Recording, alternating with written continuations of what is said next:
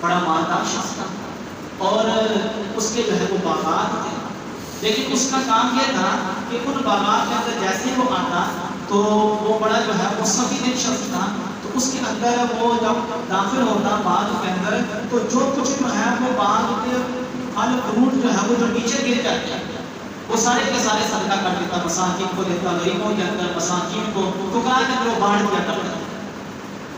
اور جب پھر وہ اس کے بعد جو ہے وہ وہاں پر اپنا بچھونا بچھاتا، ان درختوں کے نیچے باغوں کے نیچے اپنا بچھونا بچھاتا یا بچھونا بچھاتا، اور پھر اس کے بعد جو ہے وہ کہتا کہ جتنے بھی باغ ہے جتنا بھی بڑا اس کے نیچے جو ہے وہ چادریں بچھا دی، چادریں بچھائی جاتی ہیں، تو وہ درختوں سے جو پھل نیچے گرتے وہ کہتا خود بخود جو پھل نیچے گرتے ان پھلوں کو بھی وہ کہتا ہے کہ اب یہ غریبوں کے اندر بانٹ دو، اب یہ صدقہ کر دیا۔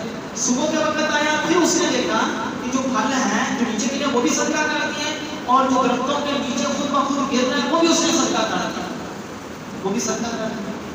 اب اس کے بعد جب وہ پھل بیچنے کی باری آتی ہے، درختوں سے پھل توڑ لیے جاتے ہیں، درختوں سے پھل توڑ دیے جاتے ہیں، اناج توڑ لیا جاتا، پھل اس میں توڑ لیے جاتے ہیں۔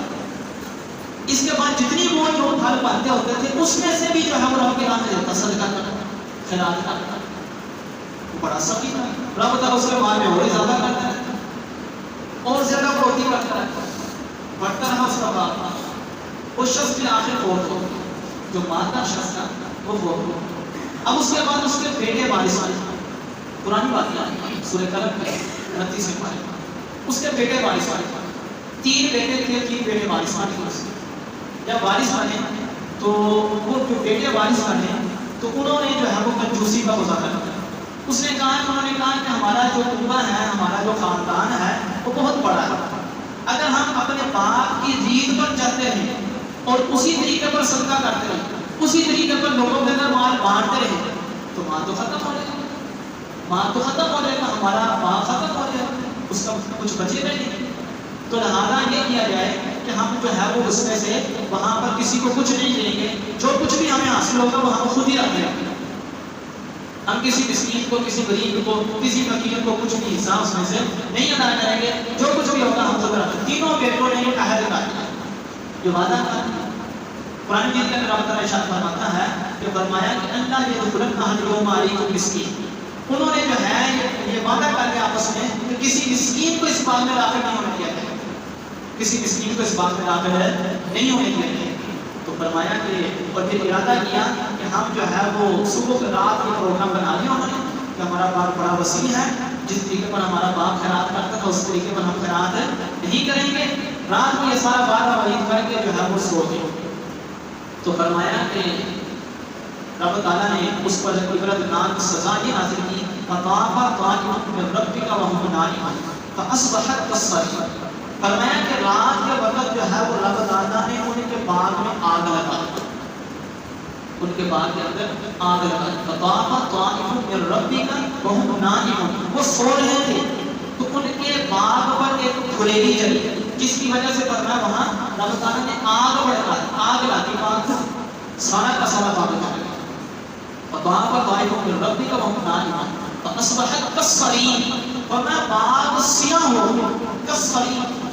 فتنادوا مصبحين، وہ صبح اٹھے، وہ تینوں کرتے جب وہ صبح اٹھے اور جلدی جلدی کہنے لگے چلو بھی جلدی کرو، فتنادوا مصبحين، صبح اٹھ کر ایک دوسرے کو پکارنے لگے کہ جلدی کرو، انیقوا علی حرثکم ان کنتم صارمین، جلدی کرو جا کر ہم نے اپنی کھیتی کاٹنا ہے، جلدی کرو جا کر ہمیں اپنا فروٹ جو ہے وہ سمجھنا ہے، جلدی جلدی نکلو اپنی کھیتی پر پہنچ گئے۔ انیقوا علی حرثکم ان کنتم صارمین فانطلقوا وهم يتخافتون، فرمایا وہ چل رہے تھے آپس میں آہستگی سے گفتگو بھی کر رہے تھے، کیا گفتگو کر رہے تھے؟ فانطلقوا وهم يتخافتون الا يدخلنها اليوم عليكم مسكين، ہم کسی غریب کو، کسی مسکین کو اپنے باغ میں داخل نہیں ہونے دیں گے، اللہ يدخلنها اليوم عليكم مسكين وغدوا على حرد قادرين، اور آپس میں یہ وعدہ وعید کر رہے تھے، وہ اپنے آپ کو اس بات پر قادر کر رہے تھے، وہ کہہ رہے تھے ہم روکنے پر قادر ہیں، جو غریب مسکین کیا ہمارے سامنے جو ہے اہمیت رکھتے ہیں، ہم غریبوں کو روکنے پر قادر ہیں، وغدوا على حرد قادرین، ہم اس بات پر قادر ہیں کہ ہم مسکینوں کو روک سکتے ہیں، لہذا جو باپ ہمارا صدقہ خیرات کرتا تھا اس طریقے پر بانٹنا ہے تو ہمارا مال ہے ختم ہو جائے گا، ہم نے اپنے باغ میں کسی غریب کو داخل نہیں ہونے یہ آپس میں باتیں کرتے ہوئے کہتے ہیں ہم تو روک سکتے ہیں غریب مسکین ہمارے سامنے کیا اہمیت رکھتے ہیں. اللہ فرمایا جب وہ یہ باتیں کرتے ہوئے چلتے چلتے جو ہے وہ اپنے باغ کے پاس اپنے باغ کے پاس وہاں کیا ہوا فلما رأوها قالوا انا لضالون. فرمایا جب باغ کو دیکھا اور دیکھ کر وہ حیران رہے انہوں نے کہا کہ ہم راستہ بھٹک گئے ہیں ہم کسی اور کے باغ میں آ گئے. یہ تو ہمارا باغ ہی نہیں. جس باغ کے سامنے وہ کھڑے تھے کہنے لگے یہ تو ہمارا باغ ہی نہیں ہم کسی اور کے باغ کے پاس آ گئے. فلما رأوها قالوا انا لضالون. ہم راہ بھٹک گئے ہیں. اب تو کسی اور کے ہمارا باغ تو بڑا جو ہے وہ لگایا باغ تھا. ہماری کھیتی تو بہت جو ہے وہ بڑی بڑی ہماری کھیتی تھی. یہ تو ہماری کھیتی نہیں ہے. ہم تو کسی اور کے باغ میں آ گئے کسی اور کی کھیتی میں آ گئے کسی اور کی فصل میں آ گئے کسی اور کی زمین میں آ گئے. اللہ اکبر. جب پھر وہاں پر وہ تھوڑی دیر ٹھہرے انہوں نے دیواریں دیکھی اس کی دیواریں دیکھی وہاں کے نشانات دیکھے راستہ دیکھا تو وہ آپس میں گھبرا گئے. انہوں نے کہا بل نحن محرومون. ہم راستہ نہیں بھٹکے ہیں بلکہ ہم جو ہے وہ محتاج کو کسی غریب کو جو ہے وہ محروم کرنے کے چکر میں ہم خود محروم کر دیے.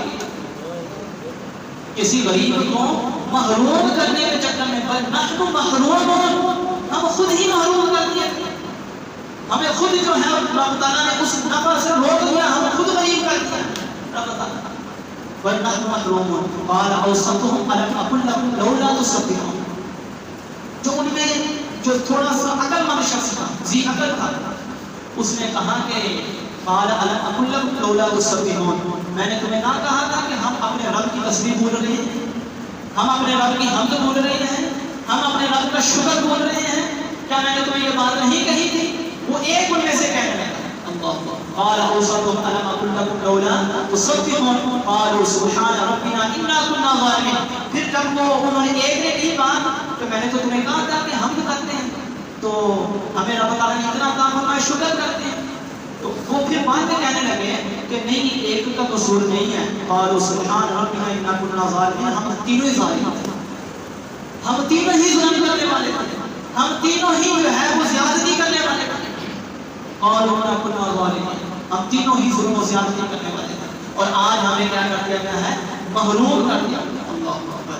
تو یہ نتیجہ ہوتا ہے اسی چیز کا جب رب کی راہ میں نہیں دیا جاتا تو پھر فرمایا کہ رب تعالیٰ ان کو محروم کر دیتا ہے. جب کھیتی کٹتی ہے دیگر معاملات ہوتے ہیں تو یہ تو فکر ہوتی ہے کہ مال کو لگو ریڑیوں پر ہم نے جو ہے وہ بازار میں پہنچانا ہے مال کو لگو جو ہے وہ ٹرکوں پر ٹرالیوں پر لاد کو ہم نے پہنچانا ہے جو ہے وہ وہاں پر منڈی کے اندر مال پہنچانا ہے.